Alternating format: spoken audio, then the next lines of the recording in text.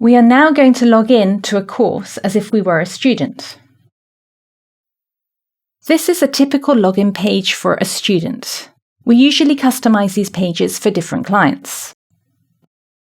The first thing the student will see is the option to take a tour around the platform.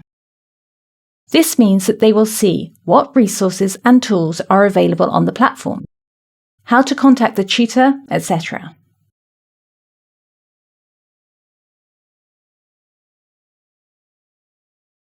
If the students go directly to the course, this is what they see.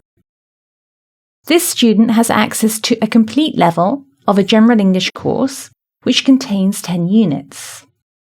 If a student has access to the first half of the level, Part A, they have access to the first 5 units and the mid-level test. If they have access to Part B, they have access to Units 6 to 10 and the final test.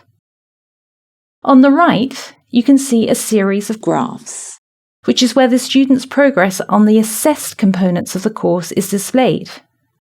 Underneath the units, a student can see how much of the course she or he has completed. They can also see the end date, and if they want, the exercise scores. We are now going to have a look at one unit of the General English course. Each unit is structured in exactly the same way, so once you are familiar with the structure of one unit, the rest will look the same. We are going to look at Unit 4, the ball game. The first thing you see is the structure of the unit. You can see the unit begins with a contents page which outlines the contents of each of the different sections in the unit. You'll notice as well that the unit has a title. In this case, it's called the ball game. Each unit is structured around a common topic or theme, so the language in each of the sections is related to this topic. We begin each unit with what we call a start section. In the same way as in a face-to-face class, we begin the class with a warmer, we replicate this in the units. So most exercises here are fun, general knowledge type exercises designed to stimulate an interest in the topic.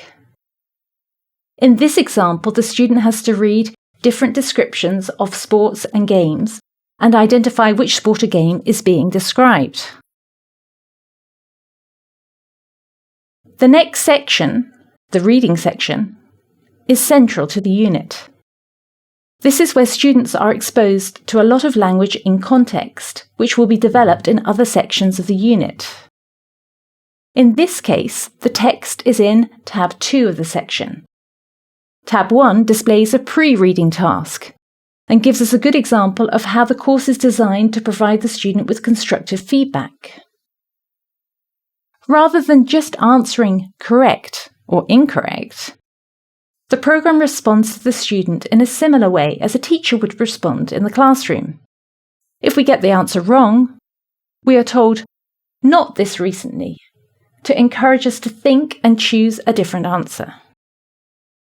On the second tab, the students read the text and try to choose the picture which best matches the description. The text describes a game that was played in the past. If the student chooses the incorrect picture, they are again given constructive feedback, which explains why their choice is incorrect, to try to encourage them to read the text again to identify the correct answer. You'll also notice that in the text, some of the words are underlined. These words are linked to a glossary and are words that we consider a student at this level might not understand. Students can also select a sentence or phrase and listen to a person reading the sentence or phrase. To do this, they click on Listen. The game is no longer played, and its rules were never written down, so what is known about this sport is based on ruins. They can also click on the Translate option, which opens up the selected text in Google Translate.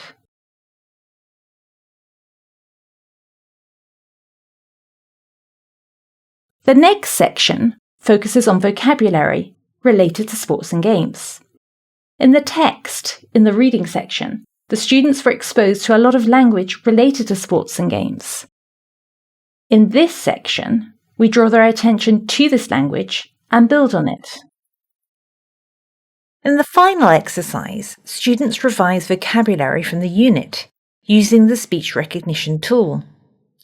This particular exercise is designed as a multiple choice exercise, but instead of clicking on the correct answer, students say the sentence with the correct option, giving them the opportunity to say the new words as well as providing more general fluency practice. The next section is grammar. Again, we focus on aspects of grammar which students were exposed to in the text in the reading section. In this section, we draw the students' attention to these aspects of grammar and work on them. The first thing we ask the students to do is identify what modal verbs are. Once we have established that they know what they are, we then look at the meaning of some of these modal verbs. We give them examples of sentences with these modal verbs in context and ask them whether the modal verbs indicate probability or obligation. We then see if the students can use the modal verbs in this way by getting them to do sentence transformations using the modal verb given. It's only when we get to exercise 4 that we actually present the form to the students. This is what we call an inductive approach to teaching grammar. Rather than telling the students rules about how to use grammar and getting them to practice them, we're helping the students to discover the rules for themselves through a process of guided discovery. In the listening section, again, we take the topic of the unit, which is games and sports, and expose the students to different listening exercises on these topics.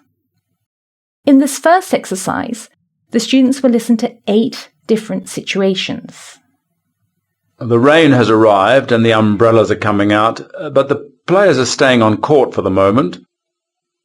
If a student finds the listening difficult, they can slow down the speed of the listening. Romescu now leads by 4 games to 1 in the second set. He's having to work. If the student chooses the wrong answer, again, they get constructive feedback to help them understand why the answer is incorrect. In the practice section, we encourage the students to reflect on what they've learned so far. In writing tutorial 1, the students see for the first time that they need to interact with their tutor. They are instructed to produce a piece of writing which puts into practice language which they have worked on in the grammar and vocabulary sections. In this tutorial, they need to use modal verbs to speculate on what they think happened. They need to send this piece of writing to their tutor for his or her comments and a mark by using the mail program on the platform. The tutor receives this and sends the student feedback, corrections, and a mark.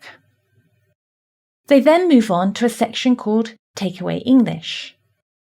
In this section, we develop situational, practical, and functional language. English that is useful for everyday situations. This section lends itself very nicely to using a lot of videos. In this particular unit, because we are talking about doing sport, this section looks at telling people what to do in a gym. Okay, now this next exercise stretches your thigh muscles, but with the overall effect of strengthening the muscles in your lower back. Which is where I'm weak. Exactly. By tightening up your thigh muscles, we can take some of the strain off your back.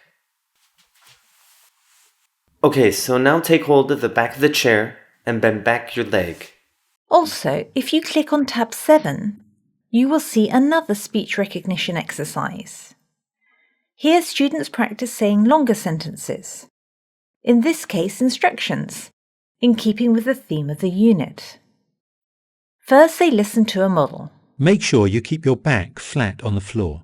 Then they record themselves giving the instruction. Make sure you keep your back flat on the floor. The tool provides immediate feedback, and students can try to improve their pronunciation by listening to themselves Make sure you keep your back flat on the floor. and repeating the recording as often as they like. From here, we go on to the pronunciation section. In the same way that the vocabulary and grammar focused on language which the student had already seen in the context of the reading, in the pronunciation section, we look at pronunciation features which the student has been exposed to in the listening or takeaway English sections. In this example, we focus on the instructions in the takeaway English videos and how we phrase language, looking at pauses and sentence stress. In the first exercise, the students have to identify where the speaker pauses. Lie on your back on the floor and rest your legs on a chair. Your knees should be bent at a 90-degree angle. In the second exercise, we break the instructions down into phrases and get the students to notice which word is stressed. They start noticing that we tend to emphasize the last word in the phrase. Lie on your back on the floor and rest your legs on a chair. Your knees should be bent. In the third exercise, the student has to break up the text into phrases and work out where the sentence stress is. This exercise is good for your leg muscles.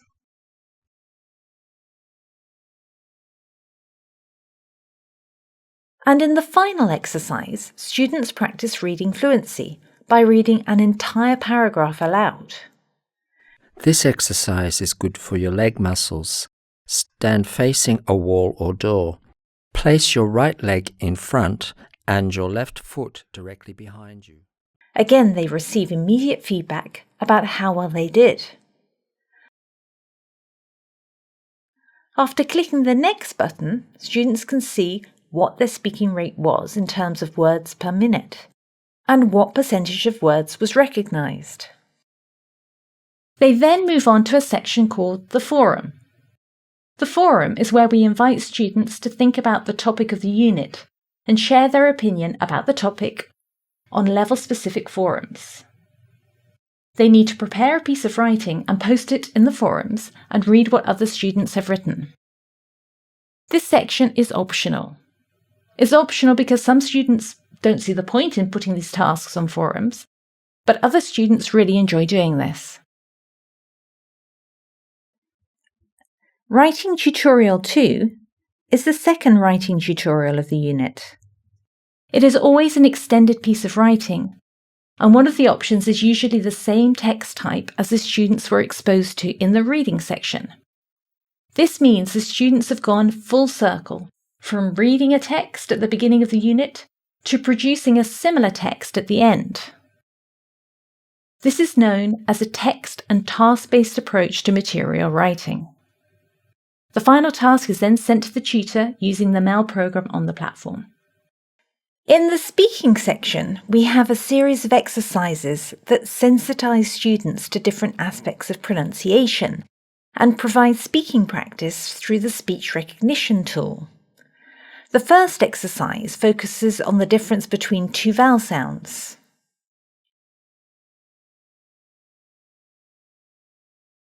And in the second and third exercise, students practice saying words with the and or sounds. This is followed by a listening exercise, where they listen to someone talking about sport. I'm not very keen on sport. I think I must have been put off it at school. In the final exercise, they are then asked to record themselves reading the transcript to practice fluency. I'm not very keen on sport. As in the previous exercise we looked at in the pronunciation section, the tool analyses the recording and provides the speaking rate and the percentage of words recognised. Up to this point, the material that we have been looking at is the same in the Essential Plus and the Premium version of the course material. However, the next section, Speaking Tutorial, is only found in the Premium version of the course. In this section, the student sees an outline or script at lower levels to help them to prepare to have a conversation with their tutor in English. On an agreed day and time, the student contacts their tutor by Skype or other system to have their speaking tutorial. This is a 20-minute conversation with their tutor in real time.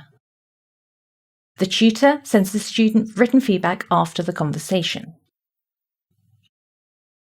The next section is the review section, which is a light-hearted review of what the student has studied in the unit.